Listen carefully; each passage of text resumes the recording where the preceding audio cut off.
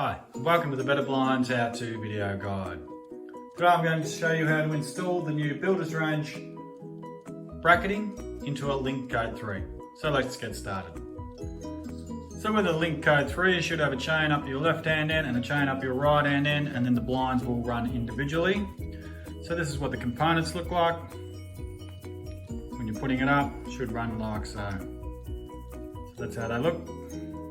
Let's put the blinds up. So put our brackets up first. We have our chain drive bracket on the left hand end, a hole type bracket or support bracket like so in the middle, and then a chain drive bracket on the right hand end also. So we tilt our left hand blind up first, chain drive on the left, big pin in on the right, wound in. It's probably easier if we do it that way.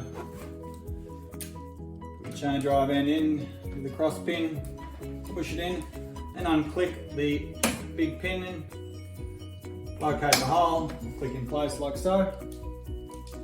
Then you put your right hand blind up, chain drive on the right hand end, pin end should be out, only the one click. You don't want it out any further than that, you definitely don't want it out those two, you want it the one click.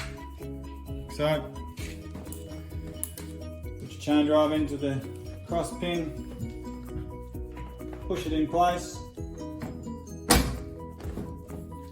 Clicks in place. So now you have your both blinds installed. Give them a test run, making sure they're operating correctly.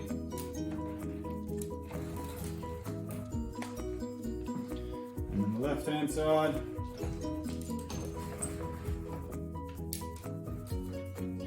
So that is how you install the new Builder's Range bracket into a Link Code 3. Thank you very much for watching this video. Hope it helped. Have a great day.